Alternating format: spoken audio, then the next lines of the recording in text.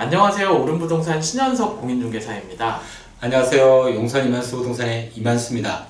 네, 오늘은 제가 한강로에 와 있습니다. 이 한강로에서 17년 동안 부동산 중개업을 영위하고 계시는 우리 이만수 대표님 찾아서 한강로 분위기 좀 들어볼 텐데요. 요즘에 분위기 좀 어때요, 대표님? 요즘 언론 같은 데 보면 뭐 부동산 분위기가 약보합이다, 또 폭락을 한다, 그런 이야기들 많이 나오고 있는데, 특히 용산만큼은 여러분들이 아시다시피 용산의 미래 가치가 높잖아요. 그렇죠. 그래서 거기에 대한 니즈들이 꾸준히 요구되고 또 찾아오고 하고 있는 그런 분위기예요. 네, 요즘에 사실은 용산에 대한 문의가 굉장히 많습니다. 그래서 오늘은 이만수 대표님 계신 곳 한강로 일대를 좀 하나하나 짚어볼 텐데요. 제가 아까 들어오면서 진짜 깜짝깜짝 놀라는 게 삼강맨션. 삼강맨션 어떻게 되고 있을까요? 그렇죠. 저희 사무실 오시는 분들은 다 상가 맨션을 보고 오시거든요. 건물 외관을 보고 오시면 정말 속된 말로 귀신 나올 것 같은 집 같다는 그런 이야기 많이 하세요. 네. 실제로 가보면 지도 나와, 지도. 그렇게 오래되고 낙후되어 있는데, 여기에 대한 재개발에 대한 그런 뭐 누구나 해야 된다고 생각을 하고 있습니다. 그런데 여기에 얽혀 있는 부분들이 많다 보니까 지금 현재까지 오고 있는데, 요즘 책을 내보면 여기도 다른 여타 지역과 마찬가지로 추진하시는 분들이 한 두세 군데서 하고 있어요. 또 얼마 전에 언론에서 보시다시피 신탁 방식에 대한 그런 MOU도 체결했다는 그런 뉴스도 나오고 있는데, 꾸준히 사전 준비를 하고 있어요. 그리고 또 결론적으로는 서울시와 용산구청하고 또 추진하시는 분들하고 의논하고 또 여러 가지 회의를 해서 올해 안으로는 뭐 정식으로 구역 지정이 난다고 이야기가 흘러나오고 있습니다. 워낙 위치가 좋다 보니까 최선의 방식을 찾는 과정이다. 그 정도로 생각하시면 될 것 같고, 그 다음에 여기보다 위치가 또 좋은 곳, 한강로 158번지 일대에 있어요. 이 지역은 어떻게 진행이 되고 있을까요? 누구나 뭐 그렇게 궁금해 하실 겁니다. 158번지 일대가 조합이 설립된 지가 벌써 지금 13년째 되고 있어요. 그런데 13년 지났으면 벌써 건물이 완공되어야 할 시기죠. 그렇죠. 그런데 지금 158번지 일대는 13년 전이나 지금이나 예고적으로는 똑같아요. 아무 변화가 없어요. 그래서 예전에 시작부터가 개발 방식에 대한 그런 문제점 때문에 조합 측하고 또 서울시, 용산구청에서 서로 얽힌 그런 실타래를 풀기 위해서 지금 노력하고 있는 것으로 알고 있습니다. 네, 이 정도 듣고요. 지금 조금 더 진행이 많이 되는 구역들, 신용산역, 북측 1구역, 2구역, 이 지역들에 대해서 한번 말씀 들어볼까요? 우리가 흔히 예부에서 보시면 신용산역 북측 1구역은 삼각지역 쪽에 가까운 곳이고, 또 신용산역 북측 2구역은 신용산역, 용산역 가까운 쪽입니다. 여기서 사업 속도가 빠른 곳은 신용산역 북측 2구역이고, 이 2구역은 얼마 전에 4월 달에 관리처분인가 총회를 개최를 했어요. 그래서 조합 측에서는 올해 말 정도, 늦어도 내년 초에는 관리처분 계획인가가 나지 않을까 그렇게 예상을 하고 있고, 현대건설에서 정말 열심히 추진하고 있는 것 같아요. 그래서 올해 말 내년 초에 나오게 되면 앞으로 한 4, 5년 이후가 되면 새로운 용산의 랜드마크 건물들이 쑥쑥 나오지 않을까 예상해 보고요.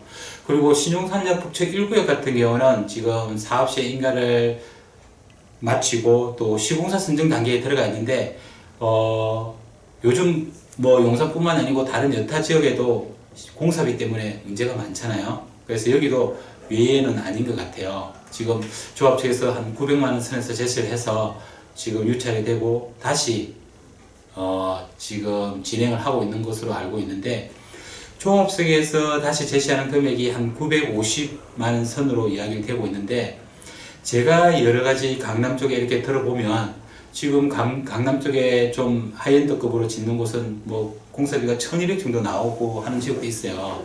그래서 평균적으로 한 1,000만 원대는 나와야지 하이엔드급으로 좀 더 고퀄리티 아파트가 나오지 않을까 생각하는데, 용산도 제 욕심으로서는 조금 더 우리 조합 측에서는 어떻게 생각할지 모르겠지만은 그 정도 나와야지 용산의 이상에 맞고 앞으로 서울의 중심이 될 용산의 그런 품격에 맞는 그런 아파트가 탄생하지 않을까 생각을 해봅니다. 네, 아마 적정한 금액의 공사비를 지급한다 그러면은 줄을 서야 되는 자리가 맞는 것 같아요. 왜냐하면 그 공사비 외적인, 물론 기업이 영리를 추구하는 거기는 하지만 한 번 지어놓고 나면 평생을 그 아파트가 사라질 때까지 평생 상징성 있는 건물을 올릴 수 있기 때문에 그런 부분에 있어서 건설사들하고 협의가 잘 됐으면 좋겠다라는 생각이 들고요.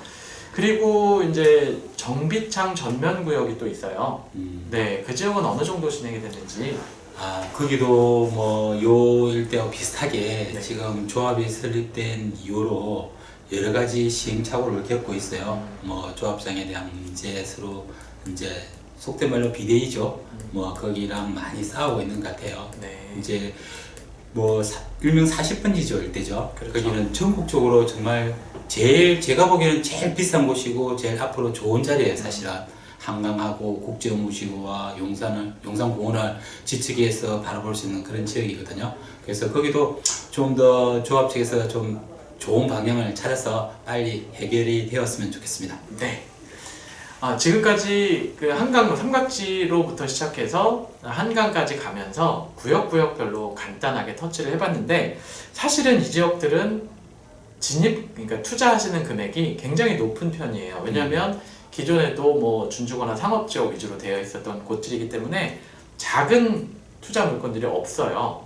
그런데 사실 이 라인에 계시는 분들이 궁금해 하시는 거, 뭐 저희 영상 보시는 분들이 궁금해 하시는 거는 그래도 소액으로 투자할 수 있는 지역이 있을까라는 부분들일 텐데 그러한 지역들이 좀 있죠, 대표님? 그렇죠.